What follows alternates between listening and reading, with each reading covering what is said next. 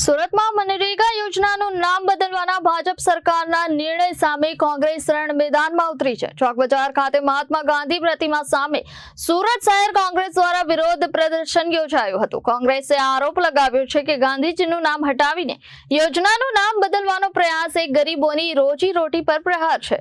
સુરતના ચોક બજાર સ્થિત મહાત્મા ગાંધી પ્રતિમા પાસે કોંગ્રેસ દ્વારા વિરોધ પ્રદર્શન કરવામાં આવ્યું। કોંગી નેતાઓએ ગાંધી પ્રતિમાને પાણીથી સાફ કરી સૂતરની આંટી પહેરાવી વિરોધ વ્યક્ત કર્યો।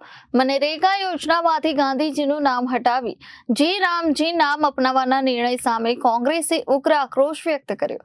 કોંગ્રેસનું કહેવું છે કે આ નિર્ણય ગરીબ મજૂરોની રોજીરોટી છીનવવાનો પ્રયાસ છે। રાષ્ટ્રપિતાના નામ સાથે થઈ રહેલી છેડછાડ સામે જનતાને જાગૃત કરવા માટે આંદોલન શરૂ કરાયું છે। હાઈકમાન્ડની સૂચના મુજબ યોજાયેલા આ ધરણામાં કોંગ્રેસના નેતાઓ અને કાર્યકરો મોટી સંખ્યામાં જોડાયા હતા। આ પ્રદર્શન દરમિયાન પોલીસ દ્વારા વિરોધ કરી રહેલા કોંગ્રેસી નેતા અને કાર્યકરોની અટકાયત પણ કરવામાં આવી છે। Bureau report Janadesh news Surat.